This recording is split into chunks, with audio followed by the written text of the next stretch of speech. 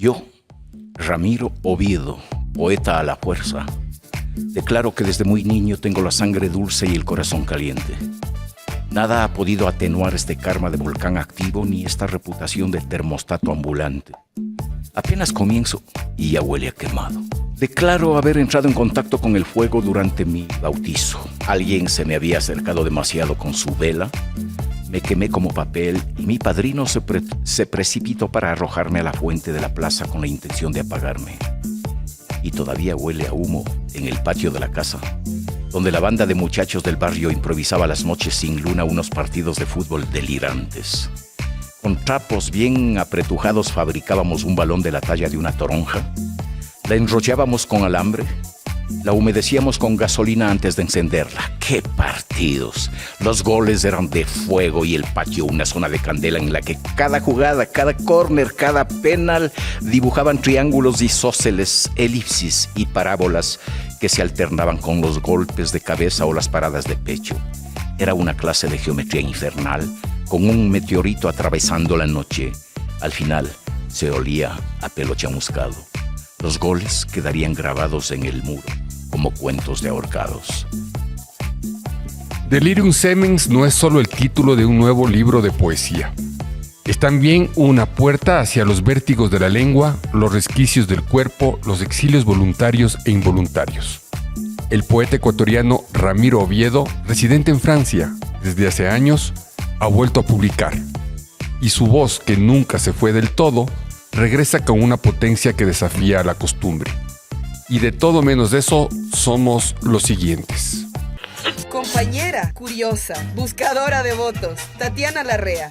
Escritor, periodista, discípulo de Mafalda y cazador de utopías. Él es Álvaro Samaniego. Cimarrona, multifacética. Desde Esmeraldas yo soy Black Mama. Documentalista, contador de historias, con demasiado corazón. Nicolás Cornejo.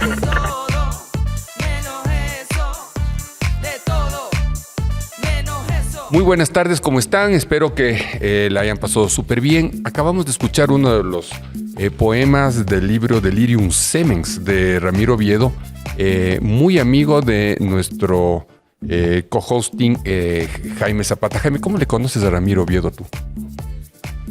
Bueno, mira, cuando yo llegué a Francia casi a la misma época que Ramiro, hace 37 años, en algún evento, yo pienso que fue una exposición que organizamos en el Trois Maillets, nos encontramos porque había una exposición mía y también había una presentación de dos libros, creo, y también estaba el traductor de García Márquez, Claude Cuffon. Claude Cuffon, que al final fuimos, yo pienso, después tuvimos una reunión y ya Ramiro me había conocido antes, pero yo no lo conocí, fue la primera vez que lo vi. Entonces ustedes se conocen en Francia, Ramiro. Personalmente sí, pero yo le había conocido ya a Jaime en la Plaza del Ejido. Era un muchacho desgarbado que andaba con un bolso medio folclórico chileno, creo. Así como tu saco. Exactamente. Como tu letra. Sigroso se llama. Yo le acabo de conocer a Ramiro y estoy de alguna manera con estos primeros minutos con cierta embriaguez, y es que el poema que muerde no envejece. Y no es con profundos abrazos ni con una pitada de Marlboro Light que se engancha a los lectores, sino a patadas, a mordiscos en el peor de los casos. Hay que replicar los golpes bajos con golpes bajos, cuando la vida te cae a puñaladas. Ramiro, muchas gracias por eso. Gracias a ti por haber reparado en ese texto, que es uno de los que recuerdo bien porque condensa la reacción del poeta maltratado. Yo creo que si hay alguna manera de vengarse del lector que te ignora, del lector indiferente o del lector demasiado resguardado en su escafandra de acero, hay que darle patadas, y hay que morderle y hay que caerle con las uñas. ¿El primer poema que leíste te remite a Chambo, al lugar de nacimiento? Sí, justamente. Yo nací en Chambo y viví ahí hasta los 5 años de edad. Después me vine a Quito. Y de vez en cuando voy a Chambo. Esta vez todavía no he tenido tiempo, pero iré. Sabes que Chambo es una ciudad, es un pueblo. Es un pueblo. Tiene la fama, la reputación de ser un centro de brujas, ¿no? Y yo he estudiado un poco el tema y como vengo de una herencia, vamos a decir, tengo en mis ancestros mismos, abuelos, tatarabuelos que lo han practicado, tengo mucho respeto por ese tema. En Chambo, Ramiro, tú tenías o tienes 10 hermanos antes de emigrar a la capital. ¿Cómo fue la vida en Chambo con estos 10 hermanos? ¿Cómo fue tu relación con el Chimborazo, ya que el Chambo está justo a los pies de este nevado? Sí, tengo recuerdos pocos, pero un poco traumatizantes. Yo me levantaba, yo vivía en el segundo piso, una casa antigua, ¿no?, que habían heredado mis padres. Mis padres eran campesinos, agricultores, pero mi abuelo era juez y entonces tenía la posibilidad de tener una casa grande con un patio inmenso en donde habían 200 patos, por ejemplo. Y elementos externos misteriosos hicieron que una vez, al despertarnos, encontráramos el patio absolutamente blanco. No era nieve, eran los patos muertos. Había un gas, no sé qué de dónde había salido. Pero otro recuerdo, pienso yo, traumatizante y que tiene que ver con los inicios, con mis inicios en la literatura, es el hecho de que un día, una noche, después de la cena, ahí no había servicios higiénicos en mi casa. Entonces había un pozo séptico en la huerta que llamábamos. Y la huerta, pues ahí, grande, con sus frutos. El pozo estaba atravesado por una tabla gruesa. Yo me fui a cagar. Yo tenía 5 años y mientras estaba pensando y mirando las estrellas y escuchando el croar de las ranas, empecé a sentir que bailaba un vals. Me quedé estupefacto y me di cuenta al final que no era un vals, sino un temblor. Y me caí en el hueco. Entonces, imagínense, todo el mundo se fue, me quedé yo hundido en la mierda y un vecino mío seguramente habrá oído mis chillidos, vinieron, me rescataron y me bañaron y me habrán perfumado, pero yo tengo la impresión que sigo oliendo a mierda siempre. Y en ese frío, además. Y que para quitarme esa sensación, ese olor, yo escribo. Escribo para desodorizar un poco. Y luego migrarían para la capital. Vamos y cuentas tú en alguna noche de tertulias que tuviste con el Jaime que tuviste tu primera prisión en un seminario. Te metieron en un seminario. Tú eres católico, mi estimado. No sé, la verdad no sé si seré católico. Yo debería ser papa, en la verdad, porque si contara todos los milagros de los cuales he sido objeto, yo debería ser el primer ministro de Dios. ¿Ya? Estuvieras en el cónclave ahorita. Estaría en el cónclave, porque en verdad he sido objeto de innumerables milagros. Pero bueno, eso está ligado un poco a la mística que la adquirí en el seminario. Después de una vida absolutamente loca, fantástica en el barrio donde yo crecí, en Quito, en la 24 de mayo, a una cuadra de la cárcel, a una cuadra del hospicio, a una cuadra del Yavirac. Era un barrio hermoso. Y entonces yo pasaba mi vida en la 24 de mayo con los choros, con las putas, con los huérfanos, con los abandonados del mundo. Así crecí y yo jugaba fútbol toda la vida ahí en el Boulevard. Y eso se acabó cuando una vez yo ya trabajaba. Yo tenía una amiga que era prostituta, doña Maruja. Y yo la veía siempre arrimada en un poste con su abrigo rojo y con los labios rojísimos también. Y una vez se me acerca y me dice: Ramiro, ¿quieres trabajar? Yo tenía 7 años. Sí, ¿qué hago? Me dice: te vas a ocupar de mis 2 hijos. Tú vienes, les das desayuno, les llevas a la escuela, les vuelves a traer y ya. Vas a ganar 5 sucres por semana. Fue mi primer trabajo. Me ocupé de esos 2 niños a los que yo les llamaba los fideos porque eran flaquísimos. Y el perfume de ese cuarto de la señora Maruja, un perfume extraño que todavía lo guardo aquí, ¿no? Y quizás esa es tu extraña cercanía con los jóvenes, porque luego te harás profesor. Pero antes de hablar de eso, ¿es en el seminario donde tú comienzas a tener esta pasión por la lectura? ¿Habían muchos libros en el seminario? Sí.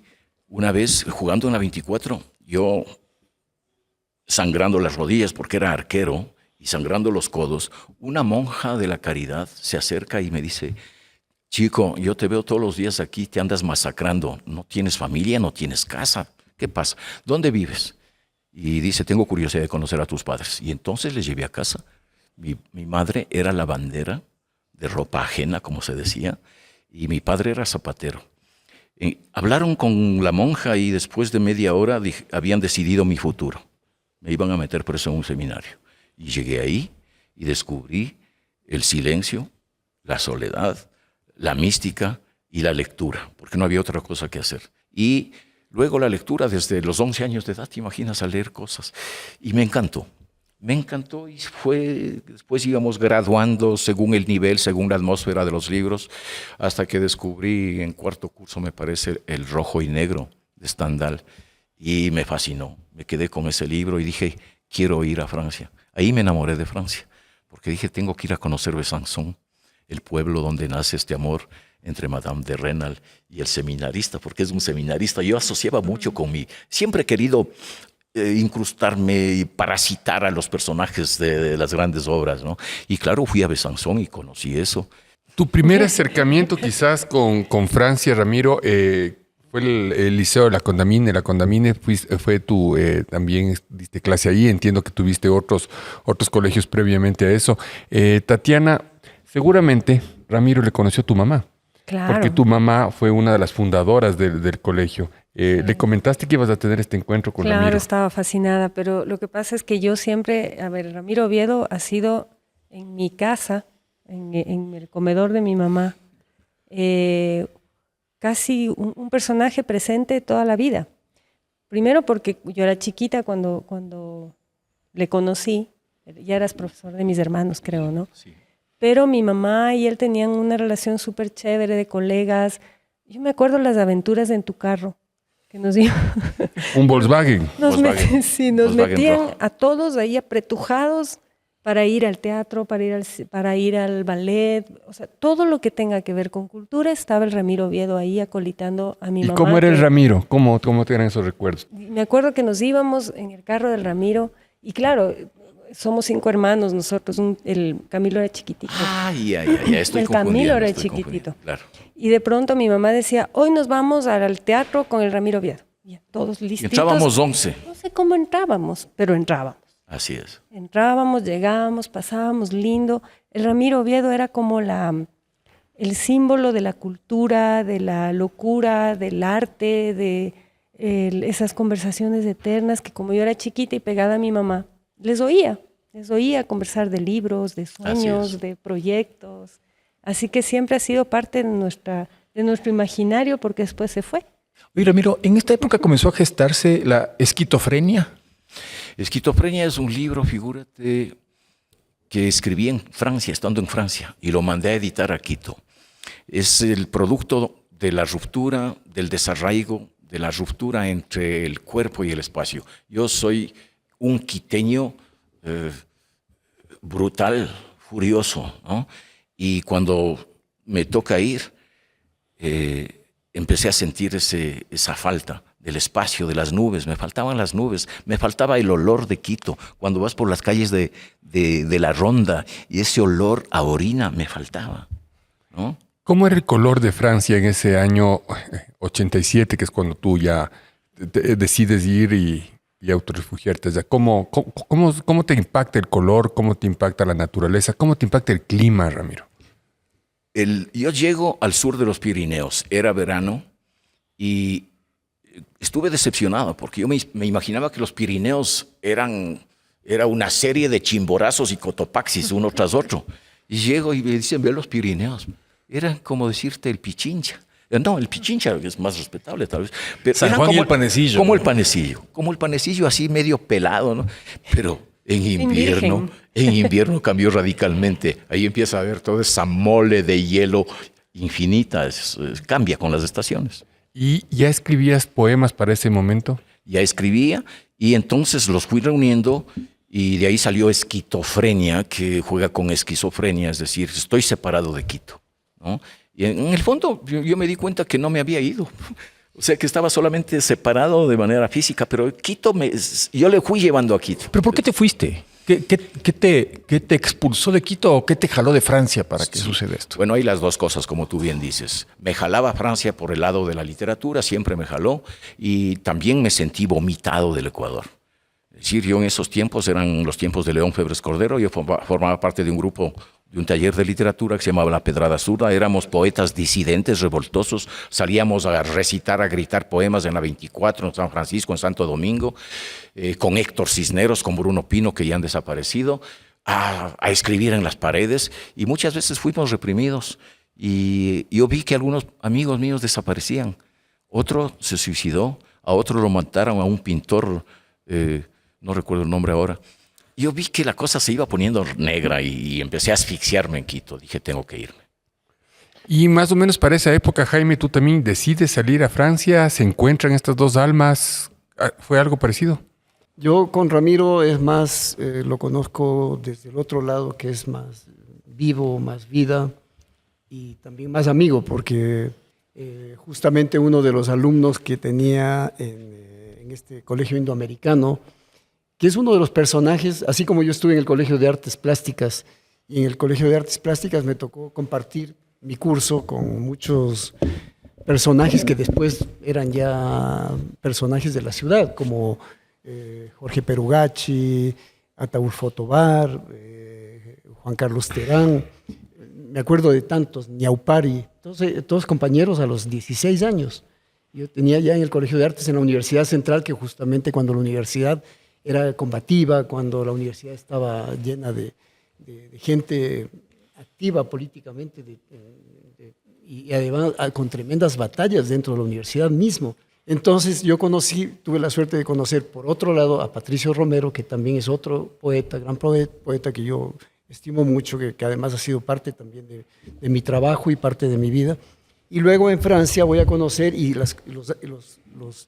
se van atando de a poco esta gente con la que yo, sin saber, viniendo de un barrio del sur, los fui descubriendo yo por mi propia vida, no porque yo haya sido un lector, ni porque yo tenga una familia culta, como tú dices, que te llevaban al teatro. No, yo no, a mí no.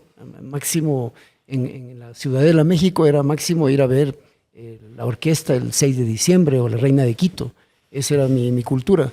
Entonces, sí, yo de a poco fui descubriendo y encontrando estos personajes que estaban todos ligados, eran todos y seguimos siendo ligados, y nos vamos juntando y nos vamos multiplicando, que eso es lo bonito, se va tejiendo, se va entretejiendo. Después conocí justamente, gracias también a Ramiro, a Huilo Ruales, que justamente han sido para mí, en la primera exposición retrospectiva hicimos un gran catálogo, que mi idea fue que mis amigos que han vivido un poco el mismo proceso que yo he vivido de ir a vivir en Francia, y con este sueño que contaba Ramiro de conocer por la pintura, por los artistas que yo tanto admiraba, así mismo fui a parar en Francia, igual que Ramiro, pero al final me di cuenta que éramos varios que teníamos el mismo viaje, la misma volada, y entonces encontramos a Huilo Ruales, y en mi libro yo pretendía que, aparte de mostrar mi obra, hayan dos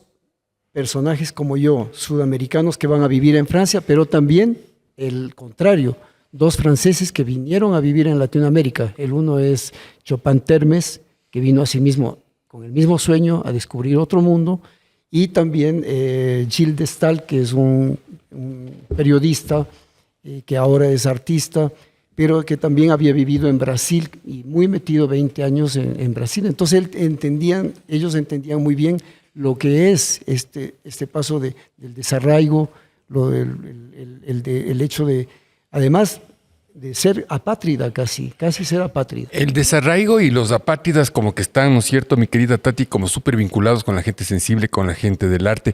Querida Black, yo sé que ahorita estás aburriendo porque somos mucho más viejos. Buenos Qué gusto días, verte, mi querida Black, ¿cómo vas? Va? Esto de hacer el podcast con viejos es terrible. Los dos jóvenes estamos aquí medio desubicados. Yo no soy joven, yo también soy una señora, sino que ustedes hablan así de unos temas bien así de ustedes. ¿Has sentido vos desarraigo? ¿Has sentido a ratos que el Ecuador te quiere vomitar también? ¿Alguna vez te ha dado ganas de ir a Francia o a qué país? ¿O no has tenido esta sensación que estos dos invitados han tenido? O sea, mijo, pero es que yo toda la vida he estado luchando por ser reconocida como ecuatoriana y como ser reconocida como parte de este país, porque toda la vida me han dicho que soy producto implantado, pues. Entonces, de esto de que todo el tiempo se esté reconociendo que soy descendiente de un grupo de personas que vinieron en situación de esclavitud y que todo el país lo tenga súper reconocido, ha hecho que Esmeraldas sea prácticamente no tomado en cuenta como parte del país. Entonces yo toda la vida he luchado porque se me reconozca como ecuatoriana y que se me reconozca como persona. Entonces es como, obviamente me he sentido apátrida porque me siento mucho más esmeraldeña que ecuatoriana. Entonces es totalmente otro Black contexto. Mama, ¿tú piensas con frecuencia en el retorno en el sentido a volver a un origen que para ti es como ideal en la vida? Digamos, una esmeralda sin racismo, por ejemplo. O sea, sí, obviamente, pero es que lo que pasa es que de tanto vivir en este deseo utópico, de reconocer lo utópico, en un punto ya como esmeraldeño pierdes la esperanza. Y eso es lo que está sucediendo mucho. Y tomando en cuenta que Esmeraldas es la cuna de una cantidad de poetas y una cantidad de literatos que no han sido reconocidos por la academia o que no han sido reconocidos culturalmente como han podido ser reconocidos otros personajes, también te deja un sinsabor de ¿y nuestro arte cuándo va a tener ese mismo peso? ¿Te pasó eso, Ramiro, cuando vos estabas en el 87? ¿Hay alguna similitud sin ser esmeraldeño? En ningún momento en mi caso he sentido la orfandad de un país. Yo me siento nacional, me siento ecuatoriano a fondo. Y lo que he hecho en Francia es mostrarlo, pero por todas partes. Mi poesía no puede ser más criolla, ni más quiteña, ni más chola que lo que uno podría imaginar. Y este sueño compartido de esa Francia, de los libros, que uno también lo vio, ¿no? Solo que yo no me quise ir. Y no tenía el alma de poeta. Entonces me quedé nomás haciendo ciencias políticas en el Ecuador. Pero esa Francia que uno ve en la novela de Stendhal, en los poemas, en Víctor Hugo, en todo lo que tú mencionas, y que les lleva a ustedes un poco a decir, allá está, ¿no? Allá es. Cuando llegan y van allá, en esa época además, ¿encuentran lo que soñaban, lo que esperaban o fue distinto? Personalmente fue un baldazo de agua fría, porque uno llega a Francia pensando, voy a ser famoso aquí, voy a viajar. Y con lo que decía Black Mama, llegas, tú no eres hijo de embajador, tú eres pobre hijo de zapatero y de la bandera. ¿Tú cómo hiciste para irte a Francia? Yo vendí mi carro, hice un préstamo y me fui. Y cuando llegué tuve que trabajar, a buscar trabajo y tuve que distribuir periódicos, publicidad. Trabajé como ayudante de albañilería, coseché uvas en el verano, manzanas. Así me gané la vida. Inclusive tuve un trabajo que nunca he contado. Nunca lo he contado porque me traumatizó. Yo fui desratizador de barcos. Eso quiere decir que el arte, la pintura, la música, la poesía, Ramiro, es peligroso, es un ejercicio peligroso esto. Completamente. Es arriesgado porque te juegas la vida. Uno tiene que dar la cara. Uno no va a escribir. Yo no puedo, no concibo escribir sin la vida. Es decir, cada palabra, cada letra, cada consonante, cada punto sobre la I para mí es un huesito. Es un pedazo de víscera. Mi escritura es la vida pura. No concibo la poesía sin angustia, sin miedo, sin riesgo, sin pasión y sin júbilo. Toda esa mezcla tiene que hacer la poesía. El peligro yo siempre lo relaciono con el miedo. Y tú escribiste alguna vez, ser valientes, las pelotas. Hay que tener miedo. Es el miedo donde se forja el campeón. Uno está atento a lo que pasa fuera del cuadrilátero. Así uno pasa la vida, haciéndose romper el alma por mastodontes. Esto proviene del libro Poesía, El ring del poeta, si no me equivoco. Jaime, ¿te pasó eso a vos? ¿Te has subido a este ring también? Bueno, yo creo que mi viaje, mi experiencia fue distinta a la de Ramiro porque yo no tenía ni idea de ir a Francia. O sea, si alguna vez soñé, fui ir a España, como cuando empecé a pintar. Pero yo tuve una invitación a Francia y no sé, casualidades de la vida me fui quedando, igual que Ramiro. Nosotros también, digamos, se hizo algunos esfuerzos para poder ir allá. En el caso de Francia, a mí me pagaron el pasaje porque Air France creaba una nueva frecuencia, entonces me llevaron con toda la obra, juntamente con Ramiro Jácome, con alguna delegación que iba de Ecuador, y pensaba irme 15 días, luego iba a intentar irme a España. A mí me pasó lo mismo con Tame, pero me llevaron a Loja. Y bueno, y al final me quedé, volviendo a lo que tú decías, Ramiro, es verdad, yo me fui a Francia pensando que había una oportunidad tal vez de con mi pintura, que yo había hecho tanto trabajo, tanto esfuerzo para pintar bien, me fui a Francia y resulta que esa pintura ya no existía. Yo estaba completamente fuera de moda. De moda. Estaba, pero fuera, completamente periférico. Pero sin embargo, a mí me pasó otra cosa que fue interesante, porque como te decía, yo no tenía idea a nivel cultural, ni políticamente, ni culturalmente, de los procesos, de la historia y de muchas cosas. Entonces me pareció interesante quedarme en Francia porque sentí que ese país, no porque se llama Francia, cuando yo digo apátrida, no, porque yo hablo de ese nombre que uno imagina como nación, como... No, yo en ese sentido soy completamente quiteño y de Quito, así de... Pero además, con una cosa que decía Black Mama, es que yo, por ejemplo, nunca lo sentí como algo diferente de los demás. No sé por qué, pero nunca me sentí diferente de nadie. Yo tuve debe ser mi mamá que me metió una vacuna, y yo, desde que tengo uso de razón, nunca me sentí diferente de nadie. Y puedo estar con cualquier persona, y entonces sentí que había una especie de camino a seguir, y que es lo que hago hasta ahora. ¿Será, Ramiro, que pasa lo que tú manifestabas, que no sientes un inmigrante sino un nómada? También tú probablemente es ese el concepto más preciso. El nómada no tiene casa. Y yo en realidad no puedo llamarme nómada en ese sentido propio, porque cuando llegué al sur de Francia, yo viví 2 años ahí.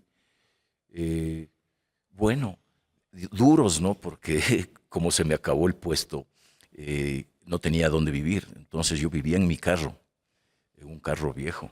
Y ahí, tengo un recuerdo increíble.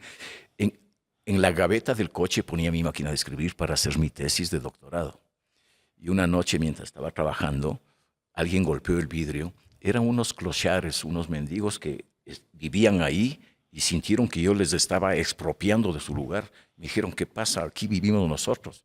Entonces yo, por suerte que había terminado de trabajar en las cosechas de uva, el patrón del castillo me regaló una java de vino del bueno. Entonces abrí el capó y fue la fiesta nocturna con todos esos vino mendigos. todo se arregla. Perdóname, ¿no es en esta época que hubo esa tentativa fallida de suicidio, no? Eso fue en el norte.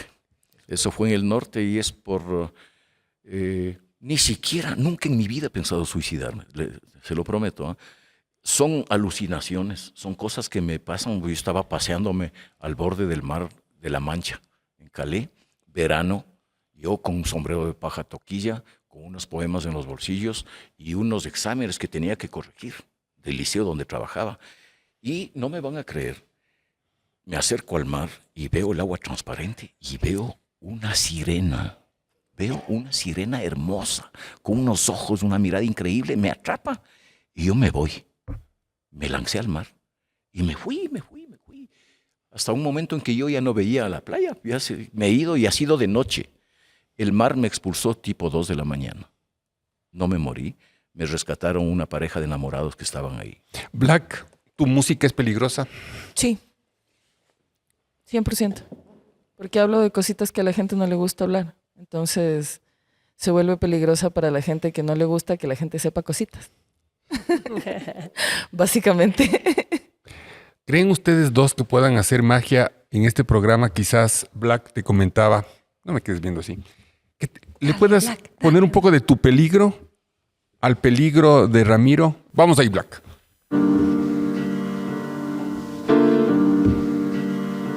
Bravo poeta, por esas contorsiones patas arriba, buscando 10 lectores para este texto dedicado a los chefs de cocina de los pueblos perdidos, a los criadores de puercos que se suicidan por la salvaje caída de los precios, a los vendedores de pescado que no hayan nada que pescar, a los zapateros que perdieron sus pies, a los suicidados de la palabra, a los lectores que penan en hallar un antipoema.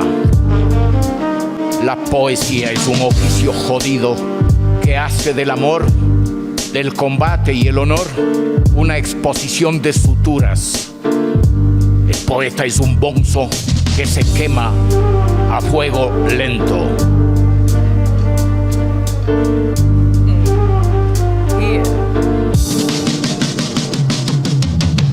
A veces cuesta respirar cuando la ciudad me aprieta la sien. No me queda más opción que volar. I must sit down and just get high. Give me back my lighter, my friend. Give me back my lighter, cause I'm about to fly. Aquí nunca lloverán Abdalás ni Gutiérrez que vender lotería, ser fakir o poner bombas en Quito. Todo es cuestión de oxígeno. Estamos jodidos, toditos ustedes. Yeah, muy bien, muchas gracias. Ramiro, Es eso, ¿no? la lucha del poeta es la lucha con el lenguaje, con el libro. ¿Cuál es la lucha del poeta? Delirium Semens es un texto sobre el amor y el desamor, esa furia hermosa, esa furia frenética, vertiginosa que es el amor, como es la composición de un poema. Nos sitúa en un plano como de un sueño agradable y bello, ¿no? Cuando el amor se realiza y todo va bonito, qué chévere. Pero la distancia a la ruptura, al fracaso, es imperceptible y podemos bascular rápidamente de ese sueño agradable a la pesadilla. Es decir, del delirium semens, que es lo más bonito que puede pasar en una cama o en posición vertical, al delirium tremens, que es poner un pie en el estribo de la locura, porque el amor tiene sus consecuencias y el desamor también. Ramiro, pero tu delirium es reversible. Este delirium es reversible. Todavía es temprano para saberlo, pero tengo la idea de hacer un segundo tomo sobre el mismo tema. A mi edad, estoy en los 73 años, he vivido una experiencia tremenda, desgarradora, y pienso que lo que me puede salvar es la escritura. Entonces, si es reversible, es porque es terapéutica. Había aquí un cliché, tú lo mencionaste, es de música, ¿cómo era? De música, poeta y loco, todos tenemos un poco. Un cliché horrible que habías mencionado. Pero esto es una pregunta para Jaime. Jaime y la música, Jaime y los locos, el arte, el amor y la edad. Puedes repetir, ¿verdad? No, mira, yo creo que como alguna vez con Diego Luzuriaga dijo algo muy bonito, que yo creo que yo le dije aquí alguna vez. La vida no es un ensayo, es el concierto. Yo creo que lo que nos pasa a nosotros es que nosotros somos unos eternos buscadores de respuestas y además siempre saliéndonos de las zonas de confort, que es lo que más nos caracteriza. Es decir, con Ramiro hemos tenido varias, que sería lindo que nos cuente algunas de las anécdotas que hemos vivido juntos, como por ejemplo cuando nos fuimos un viaje a Londres a verlo a Diego Luzuriaga. Después hicimos otro viaje a Metz para inaugurar una exposición que así mismo con el poeta Patricio Romero, y cada experiencia era una aventura, o sea, como cuando fuimos a la Feria del Libro en Barcelona. Y nosotros hemos estado siempre en peligro, siempre, y si no estábamos en peligro, nos ponemos en peligro. Hace 3 días nos acaban de asaltar y no sé cómo, por instinto, logramos escaparnos de una motocicleta como las que suceden todos los días aquí en Quito, y logramos escaparnos y con vida, porque estuvimos a punto de perder la vida. Y entonces nosotros, yo creo que tenemos esa cosa. Mi pobre madre sufre porque sabe cómo soy yo, sabe que yo en el momento en el que encuentro un camino, yo voy hasta el final. Él no va por el asfaltado, va por el empedrado. Claro. Yo tengo una pregunta que no tiene que ver con las anécdotas, ni el poeta, ni el amor, ni que todos estamos medio locos, porque es porque vivimos en el Ecuador. Tengo una pregunta así como un poco más ligada al contexto actual de lo que está sucediendo con el incentivo a la lectura en el país. Desde hace un tiempo se quitó el presupuesto que había para incentivar a la lectura en las escuelas, en los colegios y en muchos otros espacios. Esto obviamente tiene una repercusión en una sociedad y en una ciudad, un país donde el amor a la lectura es ya escaso. ¿Crees tú, dentro de todos estos imaginarios que puede llegar un poeta, que existiría alguna manera de hacer que nuevamente la gente, los jóvenes, se enamoren otra vez de las letras, se enamoren de las palabras, no desde lo académico que puede ser, sino desde lo liberador y desde lo necesario que es contar las historias en todas las voces necesarias? Excelente pregunta. Mira, yo vengo de un hogar, como ya dije, bien humilde. A mi madre nunca le vi leer.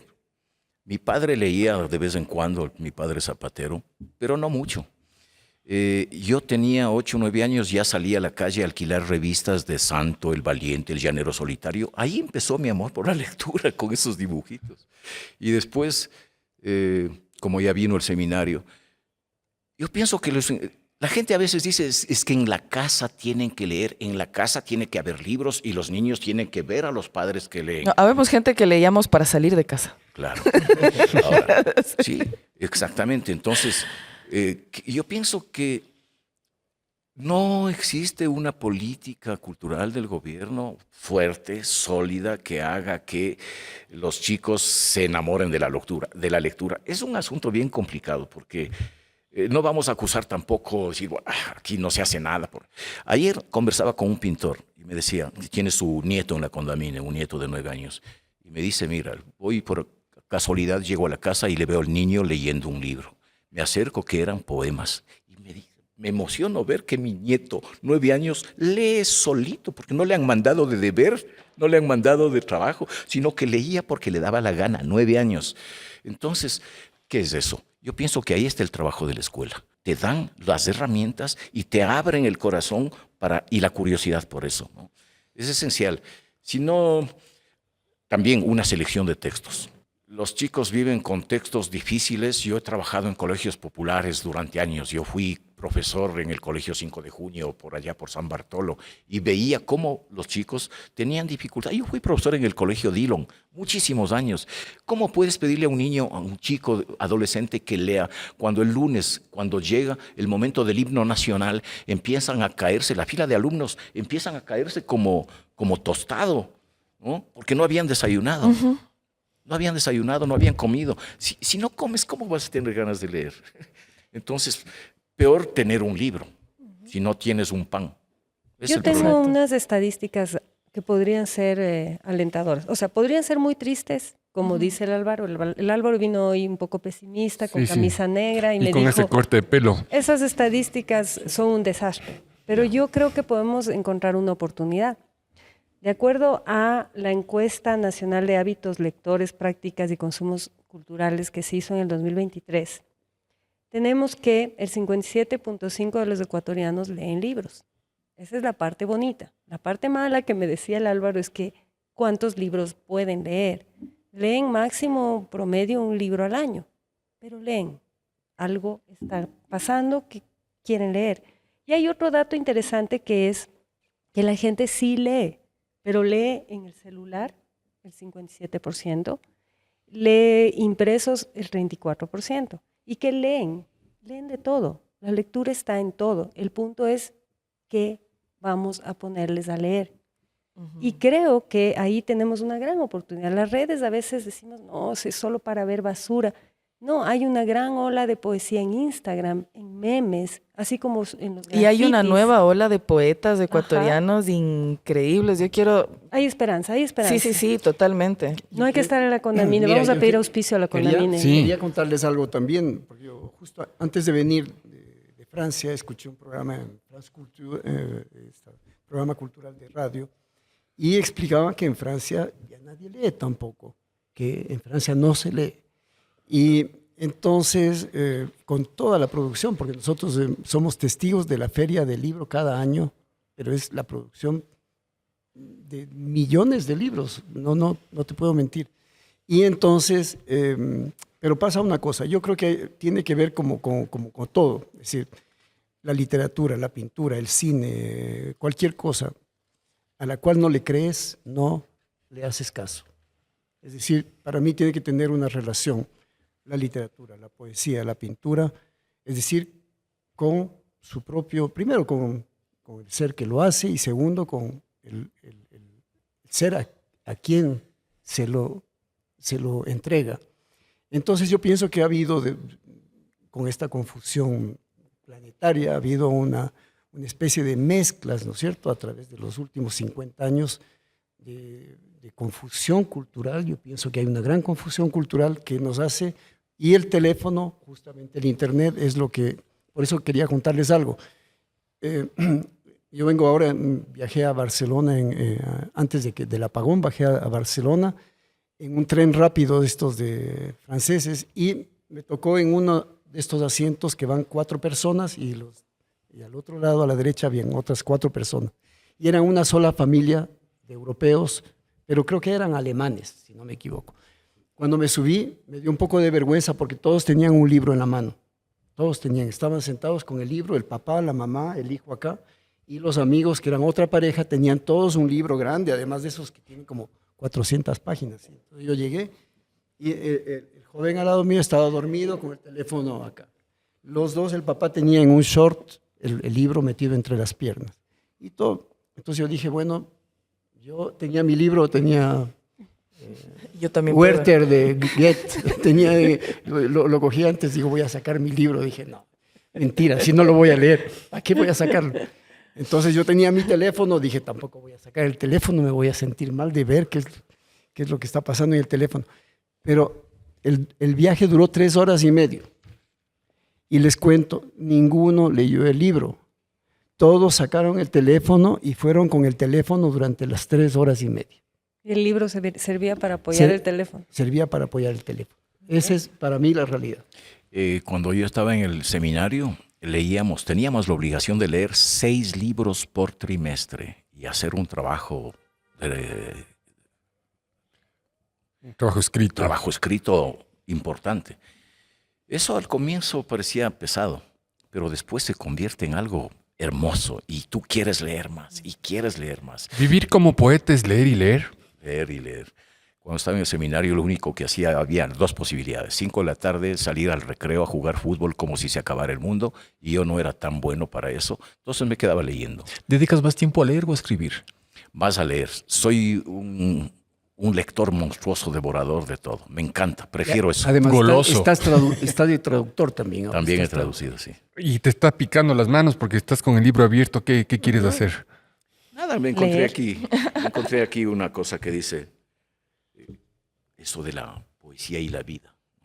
Cada vocal está hecha de carne, cada consonante es un huesito, cada punto sobre la i de la lengua cruje en la yugular del pájaro de patas azules.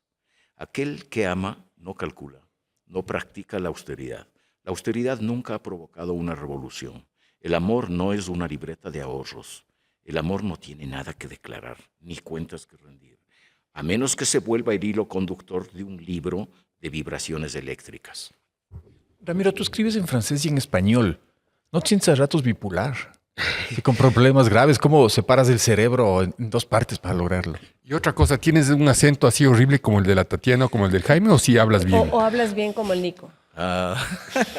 Yo no sé qué será hablar bien, pero resulta a veces que escribo... No, perdón, yo soy testigo. Yo estuve en un recital que dio en París, Ramiro, con varios poetas.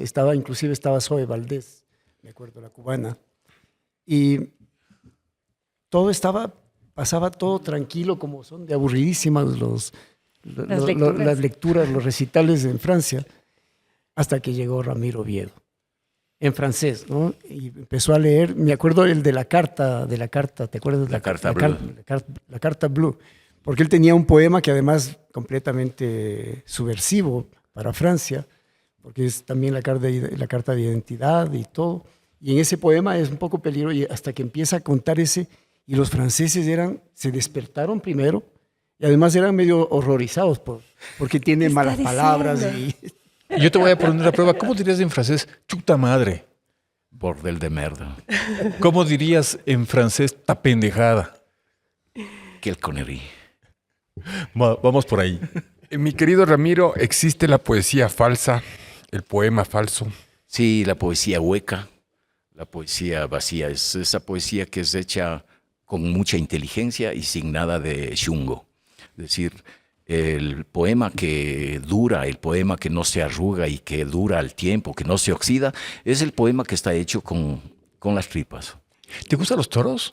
Me encantan. Espérate, una pregunta. ¿Es posible que la inteligencia artificial haga un buen poema? Imposible. Por el que no tiene shungo. Shungo, para los amigos de Kosovo y Estambul. Es en francés, la palabra ¿Shungo? shungo. Claro, shungo. No, shungo. Shungo. Shungo, en quichua. Shungo. Shungo. Es corazón en quichua. Corazón. Y sobre la tauromaquia, ¿no es como estar un poquito atrasado en la historia seguir queriendo a la tauromaquia? No me importa la historia. A mí tampoco. No me importa la historia. Yo soy un... Mira, a mí me encantan los toros desde chambo. Cuando tenía 5 años en las fiestas, habían toros populares y estaba metido ahí, quería aprender a torear. Cuando estuve en el seminario era una hacienda y había muchas vacas. Y las vacas, cuando les molestas mucho, te embisten, te cuernean. Tengo Creo una que herida cualquier aquí, ser vivo, si es tengo que lo aquí una herida. molestas mucho, trata Y de luego- vestirte. Luego ya, La black te invita. yo veo para mí los toros, para mí son una performance, una verdadera performance entre la vida y la muerte. Y Pero yo tengo una pregunta. ¿Tiene que morir el toro al final? es que es así, si no, no hay chiste. Bueno, Algo tiene que morir. eso te iba a Porque decir. es un- Chuta, Lo a repito. mí me duele un poco Es esto una cuestión de pensar que generación, somos porque más ellos superiores o algo nacieron así. ya con el supermercado.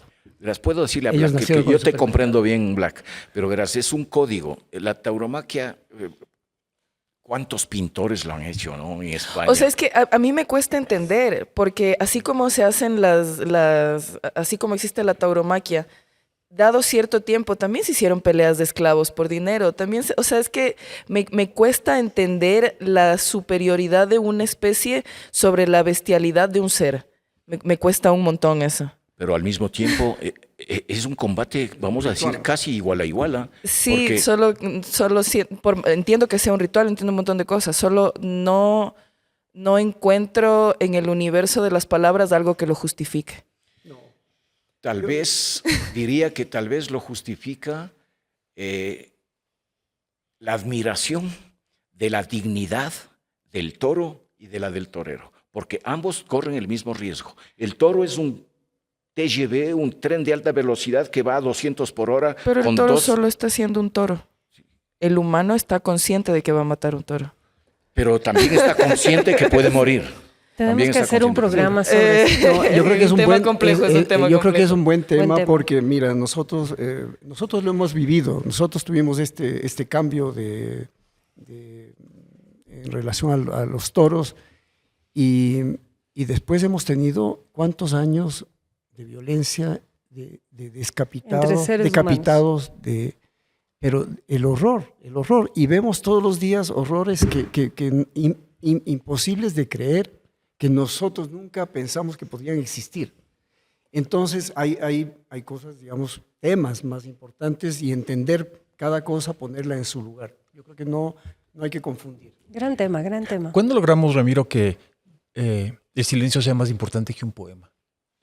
O los silencios En de la conversaciones como tauromaquia. esta. Por ejemplo, cuando a mí no me gustan mucho los toros, yo fui a los toros por el Jaime y por el Álvaro, sobre todo, íbamos con él cuando había las corridas en Quito. Y lo que a mí me admiró que el Jaime me hizo, el Álvaro me hizo entender, son los silencios de los toros, el silencio de la tauromaquia. Alguna vez hablábamos con el Osvaldo Viteri y él también me hacía tomar en cuenta del tema del silencio en la tauromaquia. ¿Eso es importante en los poemas y la tauromaquia? Desde luego, el poema mismo es un ejercicio de tauromaquia, creo, ¿no? Y tú tienes que saber cuándo te callas de una vez o cuándo te callas por segundos, ¿no? En ese momento puede ser que caiga una hoja de afeitar proponiéndote algo. Es bien peligroso. Y finalmente, en este ejercicio de tauromaquia arriesgado, el silencio es algo que hay que manejarlo, hay que componerlo, uno tiene que adiestrarse en los silencios, ¿no? Yo recuerdo una una anécdota cuando había una corrida en donde participaba Edgar Peña-Herrera. Yo le he escrito un largo poema a ese acto heroico de Peña-Herrera. Peña-Herrera era el poeta de la tierra, pequeñito, un hombre criollo, que va y se enfrenta a los campeones mundiales de la tauromaquia, todos los que venían de España, y gana el trofeo Jesús del Gran Poder en la Plaza de Toros, Quito, ¿no? Mira, yo soy tan bruto que me bajé del bus viendo que lo sacaban a hombros y me puse en el grupo y nos turnábamos desde la Plaza de Toros hasta la Plaza de Santo Domingo. Yo cargué en mis hombros al poeta Edgar Peña-Herrera, al torero Edgar Peña-Herrera, y me dejó allí. Yo le dejé ahí, él tomó un taxi y al darse la vuelta me encontró en la otra visera y me reconoció y me dijo, venga conmigo. Me subió al taxi, me llevó al Hotel Quito y apenas llegamos, claro, entre olés y gente que hablaba con Z, me dieron un vaso de whisky que parecía un florero y él a las 11 de la noche me fue a dejar en mi casa. ¿Cuál es tu relación y por qué haces tanto énfasis, ya para acabar el programa, Ramiro, tu contacto con el fuego? Creo que el fuego es el elemento vital del poema. El fuego es lo volcánico. Uno tiene que lanzarse, como han hecho algunos artistas y algunos poetas, lanzarse al volcán para ver qué pasa, ¿no? Y a veces de ese ejercicio va a salvarse un poema o dos poemas, es decir, que son poemas de 50 quilates que resistieron al fuego del volcán. El fuego, el origen del pecado, ¿no? O sea, el amor duele. También. ¿Cómo duele. es que Voy nuevamente a ejercer el peligro en mi profesión y ahí es cuando le regreso a ver a la Black. Tenemos como para poder cerrar el programa una última improvisación, Black, para que nos hagas unos 3 poemas. Ya vimos cómo funcionó la primera, esta segunda creo que va a funcionar espectacular. Creo que Radio Francia Internacional nos van a pedir los derechos de ley para hacer los CDs. Todos, sí. Va a tener que ser con la misma pista porque la otra es Dale. de verdad demasiado rápida y Dale. si le bajo el tempo va a sonar mal. Tú eres la dura, mi querida Black. Vamos a ver cómo hacemos, pero sí me cachan, ¿no? Sí, sí. Ya.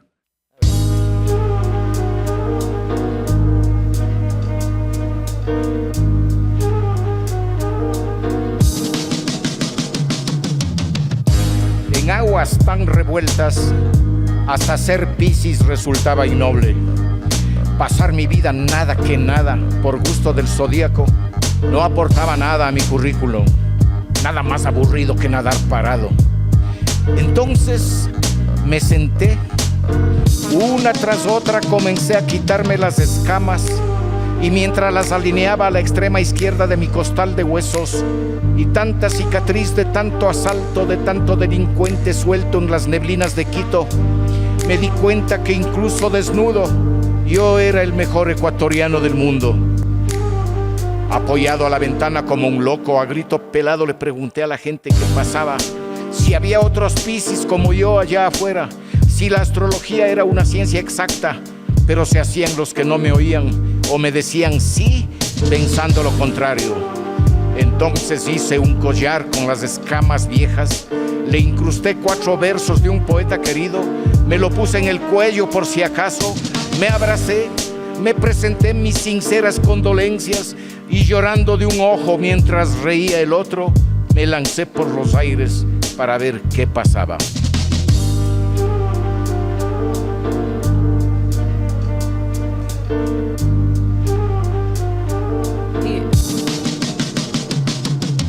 Dicen que los poetas están hechos de Piscis, de escamas, de sueños, de cosas que no tienen sentido. Pero dentro de todo ese espacio yo también soy Piscis y te digo, te entiendo, amigo. Hay muchas cosas que explicar y muchas cosas que entender. En un mar de palabras yo no sé cuál escoger, pero de tanto que podría decir y tanto que podría hacer, escojo decir que soy una negra mujer. Mujer que viene de la costa, que viene del mar, que viene caminando entre las esteras, que viene sabiendo a qué sabe la sal. Mujer que viene explicando que en la tierra se siente el barro, que el barro duele, que el barro pesa, pero que de barro seguimos andando. Si por la noche se empecina a envolver, ya no podré callar mis precarios requiebros. Oye, oye, poesía, quisiera tener un batallón de amantes y un vientre de 2 hectáreas para vos. Hasta mis gusanos irán a buscarte para hacerte cosquillas en las nalgas. Y una vez más por la noche, la poesía, más terca que una mula, se obstinará en volver para susurrarme en la oreja. Soy puta, y los poetas que llaman a mi puerta enloquecerán y no podrán jamás volver a dormir en sus camas. Esto es De Todo Menos Eso en su mayor expresión, querido Álvaro. Y unos saludos especiales tanto para Lorena Gavilanes, que es nuestra seguidora, y también para Cristina Guevara, que está desde Inglaterra. Esto que acaba de pasar aquí es histórico en el Ecuador. Me parece súper histórico. ¿Qué dices, Tati? ¿Te enamoraste del Ramiro? Yo siempre le he querido. No, te enamoraste. Siempre. Hay una diferencia clara entre quererle. El amor duele, ¿verdad, poeta? Sí, duele. Entonces yo tengo un amor y lo voy a conservar ahí, para que no duela. Sí. Imagínate, Jaime. ¿qué me voy a meter en problemas? Yo Claro. feliz, qué pena que no nos faltó tiempo para que nos cuentes todas las anécdotas que el otro día nos tuvimos el gusto de oírte, porque es también ese lado bonito que tiene Ramiro. Ramiro, ¿cómo sentiste este programa? Mejor es que esos de Refin, ¿no es cierto? Largo. Largo, pero en verdad aquí me he sentido a gusto. Parece que ya he estado aquí otras veces y yo les he escuchado y les he visto desde Francia y me ha dado mucho placer estar ahora, compartir con ustedes. Realmente un hermoso momento. Muchas gracias por la invitación. Gracias, querida Black. Eres siempre tan Súper talentosa y gentil. Y agradezco mucho a Christoph Hirsch porque siempre nos está prestando y nos está escuchando ahí mientras está editando unas fotos de este hermoso sitio. Y nos vemos el próximo viernes en todas nuestras redes sociales. Ya, Black, no te voy a decir cuáles son, todo el mundo ya sabe. Hasta luego. Las redes son Spotify, lo dijo. YouTube, Apple Podcast, Amazon Music, TikTok, Instagram, X y Facebook. Ahora en francés. No hay. Hasta luego, gracias. Con música, de todo menos